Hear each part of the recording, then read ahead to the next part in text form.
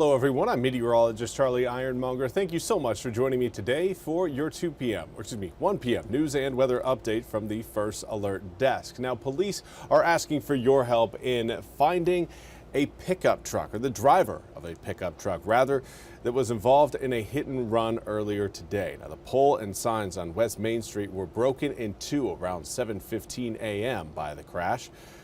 Police have surveillance video and photos of the suspected truck, a red four-door GM pickup truck with chrome step rails.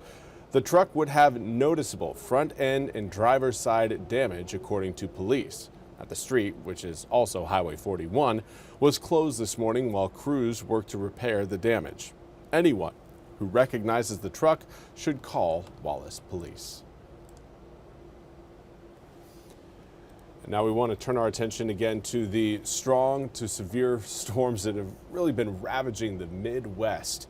It's been several days of severe weather going on across the Mississippi River Valley, and yesterday it was across the Ohio River Valley and areas further to the south, including northern Mississippi, northern Alabama, and most of Tennessee. NBC's Kathy Park has more on the trail of destruction that currently plagues the Midwest. It was another anxious night for millions in the path of more severe weather across the Midwest and South, including portions of Alabama, where we are hearing reports of tornadoes and damaging winds that knocked down trees and power lines. Meanwhile, here in London, Kentucky, many actually had to evacuate yesterday ahead of these storms to avoid a possible second disaster this week. The governor, Andy Beshear, saying yesterday he wanted everyone out of these disaster zones to avoid potential debris piles turning into projectiles, with damaging winds expected to be 60 miles per hour. But fortunately, no reports of any new injuries or no new reports of damage in this area. But the National Weather Service is confirming that there was an EF4 tornado that touched down. The wind speeds 170 miles per hour. It was on the ground for more than 50 miles. So as you can see, it literally changed the landscape of this community overnight. And it's worth noting that this was the third major natural disaster to hit the state of Kentucky this year. Back to you. Thank you very much, Kathy, for that report. Very unfortunate to see, again, all of that destruction.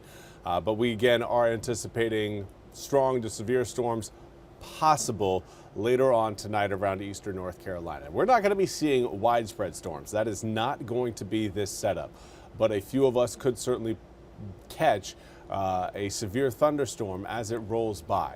Hopefully it doesn't happen, but right now, with the added heat and humidity that is building across the east, we do need to understand that that is a possibility later on tonight as that cold front rolls in. Now, the mountains did a great job last night of really soaking up a lot of that severe storm energy as that front moved towards the state. It really kind of absorbed all of that moisture. Right now, that frontal boundary that's further off to our west is trying to regain that moisture. Currently, Grifton, a source of moisture, is dew points right now in the upper 60s.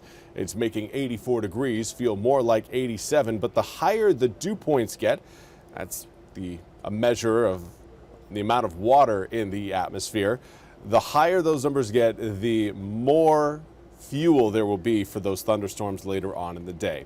So here's a look at, again, what we've got going on across the east. Only spots really seeing measurable rainfall right now are across mainland Dare County.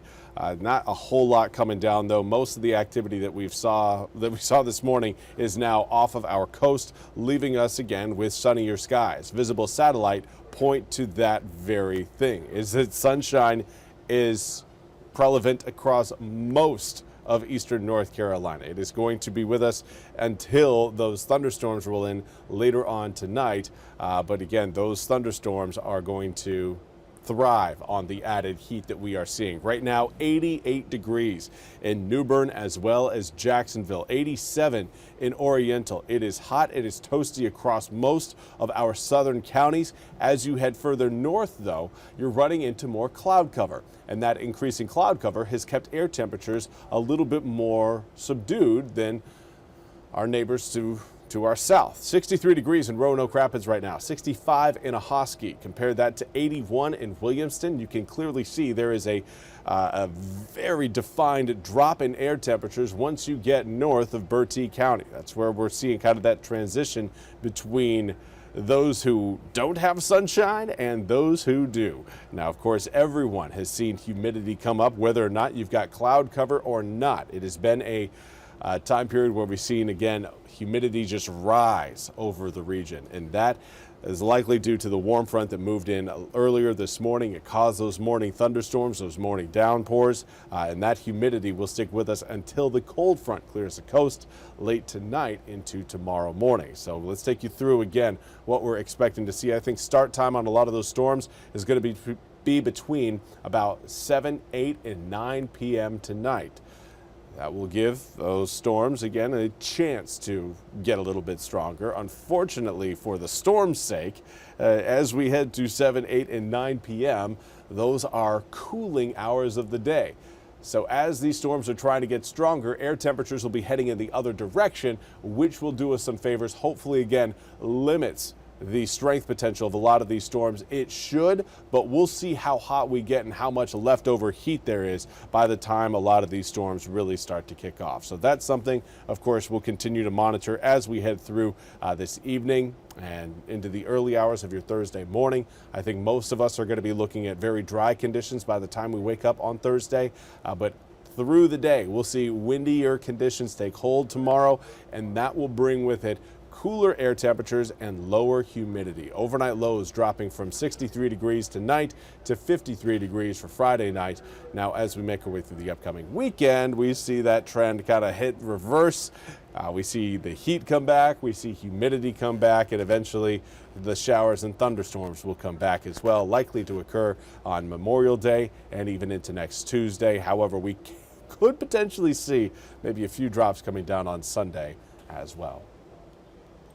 Well, that's all we have time for today's 1 p.m. news and weather update from the First Alert Desk. I want to thank you all so much for joining me. We'll be back with more news and weather coming up at the top of the hour. Until then, I hope you all have a wonderful Wednesday.